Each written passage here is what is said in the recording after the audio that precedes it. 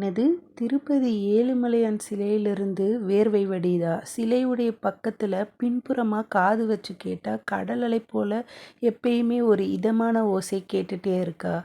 அதே மாதிரி பூஜைக்கு தேவையான பலவிதமான பொருட்களும் ஒரே ஒரு கிராமத்திலிருந்து மட்டும் கொண்டு வரப்பட்டு பூஜைகள் நடத்தப்படுதா? திருப்பதி லட்டில் மட்டும் அப்படி என்னதான் ரகசியம் பொதிஞ்சிருக்கு அப்படின்னு தெரியல. வேறு எங்கே வாங்கினாலும் அந்த லட்டுடைய டேஸ்ட்டு திருப்பதி லட்டுடைய டேஸ்ட்டுக்கு மேட்ச் பண்ண முடியாத அளவுக்கு திருப்பதி லட்டுடைய சுவையில் ஏதோ ஒரு மர்மம் இருக்குது. அந்த சுவையான லட்டுடைய டேஸ்ட்டுக்கு என்ன தான் காரணமாக இருக்கும்? இந்த வரிசையில் திருப்பதி ஏழுமலையானுடைய தலைமுடி செயற்கையானதே கிடையாது. நிஜமான முடி போல் ரொம்ப பளபளப்பாக பார்க்குறதுக்கு அழகாக மென்மையாக இருக்கக்கூடிய தலைமுடியோடு இருக்கார் திருப்பதி ஏழுமலையான்.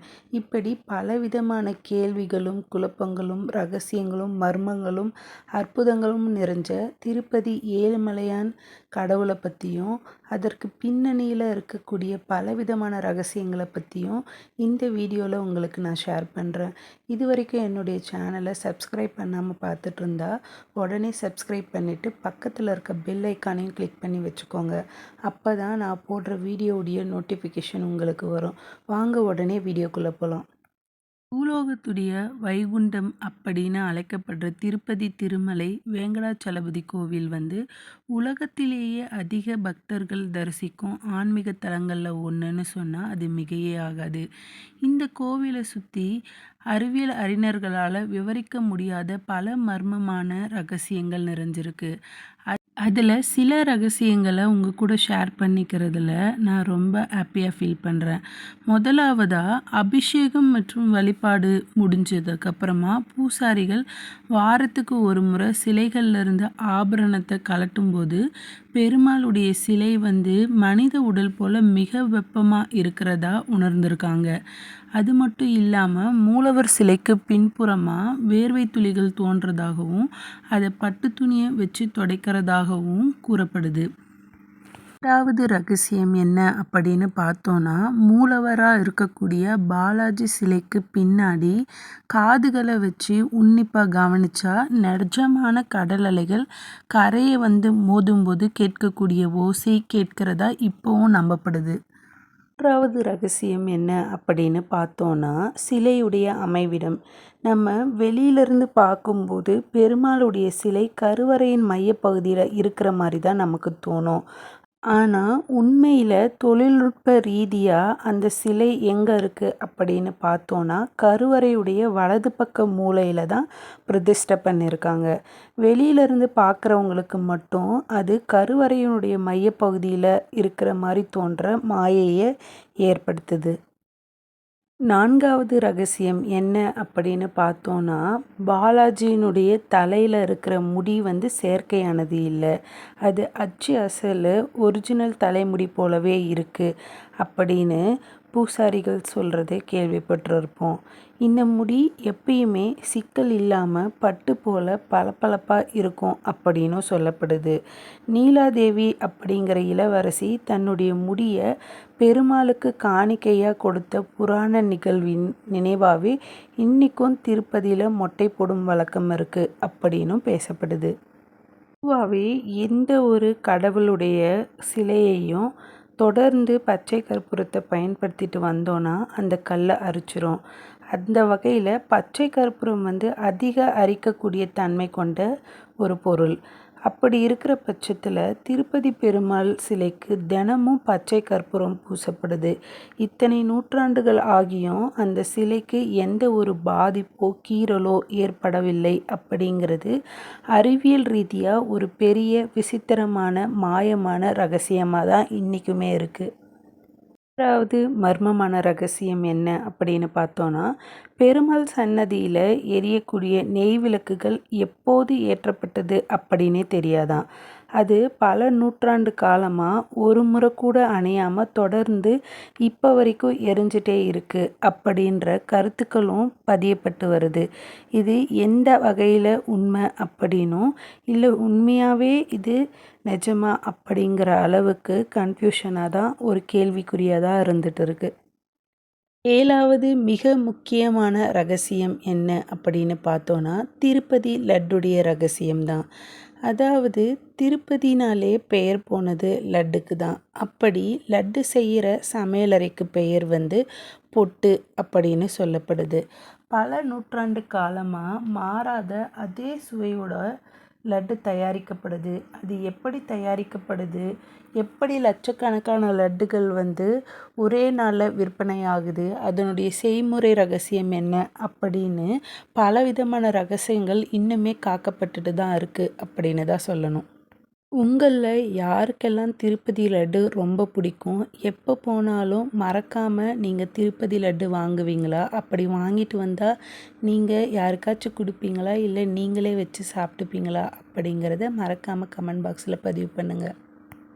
2வதா பார்க்க போகிற மிகப்பெரிய ரகசியம் என்ன அப்படின்னு பார்த்தோன்னா, பெருமாளுடைய வழிபாட்டுக்கு தேவையான பூக்கள், பால், நெய், வெண்ணெய் மற்றும் இதர பொருட்கள் எல்லாமே திருப்பதியிலிருந்து சுமார் 22 கிலோமீட்டர் தொலைவில் இருக்கிற ஒரே ஒரு ரகசிய கிராமத்திலிருந்து மட்டும் கொண்டு வரப்பட்டு பூஜை நடத்தப்படுறதா தகவல்கள் வெளியாகி வருது. அதே மாதிரி அந்த பர்டிகுலர் கிராமத்துக்குள்ள வெளிநபர்கள் யாரும் செல்ல முடியாத அளவுக்கு ரொம்ப பாதுகாப்போட நிறைய தடை விதிச்சிருக்காங்க அப்படிங்கிற தகவல்களும் அதிர்ச்சிக்குள்ளாக்குது.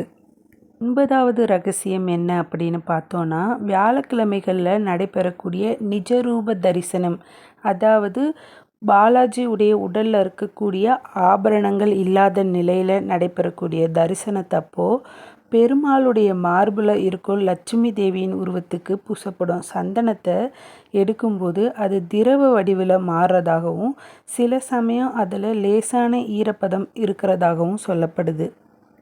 10வதாக பார்க்க போகிற ரகசியம் என்ன அப்படின்னா, திருப்பதிக்கு கீழே அலிப்பிரி அப்படின்னு ஒரு இடம் இருக்குது. அந்த இடத்துல இருந்து மலையை பார்க்குறப்போ மலைகள் வந்து ரொம்ப தொலைவில் இருக்கிற மாதிரி நமக்கு தெரியும். ஆனால் நம்ம மலை ஏற ஸ்டார்ட் பண்ணதும் ரொம்ப சீக்கிரமே குறுகிய தூரத்திலேயே சன்னதியை அடையிற மாதிரியான ஒரு உணர்வு வந்து இடவியல் உணர்வை இந்த 7 மலைகளும் நமக்கு தருது அப்படிங்கிற தகவல் வந்து அதிர்ச்சிக்குள்ளாக்குது. அது மட்டும் இல்லாமல் இது எப்படி சாத்தியம் அப்படிங்கிற கேள்வியும் அப்படின்னு பார்த்தோன்னா, வருஷத்துக்கு ஒரு முறை மட்டுமே வைகுண்ட ஏகாதசி அதாவது சொர்க்கவாசல் திறப்பாங்க.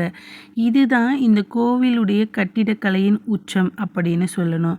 அந்த குறிப்பிட்ட நாளில் அதன் வழியாக கடந்து செல்லும்போது பிரபஞ்ச ஆற்றல் மனித உடலில் நேரடியாக பாய்வதாக ஆன்மீக ரீதியாக இப்போயுமே நம்பப்பட்டு வருது. யாரெல்லாம் வந்து திருப்பதி கோவிலுக்கு அடிக்கடி போயிட்டு வருவீங்க, அப்படி போயிட்டு வந்தால் உங்களுக்கு எந்த மாதிரியான நன்மைகள் எல்லாம் நடந்திருக்கு? பொதுவாகவே திருப்பதி போயிட்டு வந்தால் திருப்பம் ஏற்படும் அப்படின்னு சொல்லுவாங்க. அப்படி யாருக்கெல்லாம் திருப்பதிக்கு போயிட்டு வந்து நீங்கள் எதிர்பார்த்த விஷயங்கள் நடந்திருக்கு, உங்களுக்கு ஏற்பட்ட வித்தியாசமான அனுபவங்கள் இல்லை நல்ல காரியங்கள் ஏதாச்சும் இருந்துச்சுன்னா மறக்காமல் கமெண்ட் பாக்ஸில் பதிவு பண்ணுங்கள். 12வதாக பார்க்கக்கூடிய மிக முக்கியமான மர்மமான ரகசியம் என்ன அப்படின்னா, ஆதிசங்கரர் திருமலைக்கு வந்தப்போ அங்கே இருக்க பெருமாள் சிலைக்கு அடியில் ஸ்ரீ சக்கர எந்திரம் அப்படிங்கிற சக்தி வாய்ந்த எந்திரத்தை பிரதிஷ்டை செஞ்சார் அப்படிங்கிற தகவல்களும் வந்து சொல்லப்படுது. இந்த எந்திரத்துடைய ஈர்ப்பு விசையே உலகத்தில் இருக்கக்கூடிய கோடிக்கணக்கான மக்களை தன்வசப்படுத்தி திருப்பதியை நோக்கி காந்தம் போல இழுக்குது அப்படின்னு ஒரு தீர்க்கமான ஆன்மீக நம்பிக்கை இப்பயும் பரவலாக பேசப்பட்டு வருது. 3வதாக நம்ம பார்க்கக்கூடிய மிக முக்கியமான மர்ம ரகசியம் என்ன அப்படின்னா, கோவிலுடைய முக்கிய நுழைவாயிலில் ஒரு பழைய கடப்பாரை தொங்குறத பார்க்க முடியும்.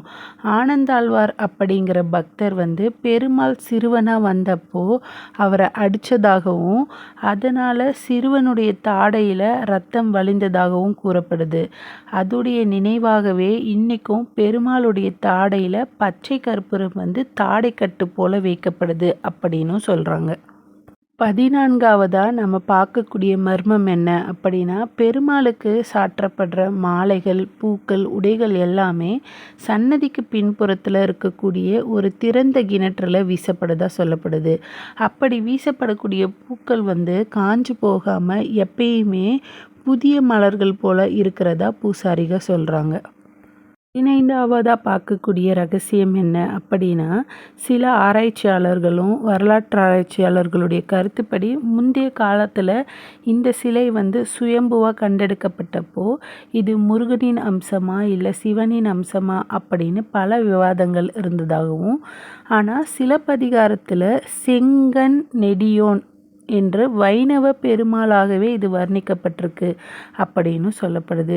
சிலைக்கு சாற்றப்படும் நகைகளில் சங்கு சக்கரம் பிற்காலத்தில் சேர்க்கப்பட்டது அப்படின்னு சொல்கிறாங்க. இந்த வீடியோ மூலயமா திருப்பதி ஏழுமலையான் பற்றிய ரகசியங்களும் பல மர்மமான விஷயங்களையும் உங்கள் கூட ஷேர் பண்ணிக்கிட்டதில் எனக்கு ரொம்ப மனமகிழ்ச்சியாக இருக்குது. யாருக்கெல்லாம் திருப்பதி ஏழுமலையான்னா ரொம்ப பிடிக்கும், யாருக்கெல்லாம் திருப்பதி கோவிலுக்கு போயிட்டு நல்லது நடந்திருக்கு, அதே மாதிரி இந்த வீடியோ மூலயமா பதிவு பண்ணியிருக்க பல விஷயங்கள் உங்களுக்கு புதுசாக தெரிய வந்திருக்கும் அப்படின்னு நினைக்கிறேன். அப்படி உங்களுக்கு சில விஷயங்களை என் மூலயமா தெரியப்படுத்தினதுக்கு ரொம்ப சந்தோஷம். அடுத்த ஒரு வீடியோவில் சந்திக்கலாம். இந்த வீடியோ எப்படி இருந்துச்சு அப்படின்னு உங்களுடைய கமெண்ட்டை மறக்காமல் கமெண்ட் பாக்ஸில் பதிவு பண்ணுங்கள். அடுத்து எந்த மாதிரியான வீடியோ உங்களுக்கு வேணும் அப்படிங்கிறதையும் பதிவு பண்ணுங்கள். அடுத்த வீடியோவில் சந்திக்கலாம். Tata bye.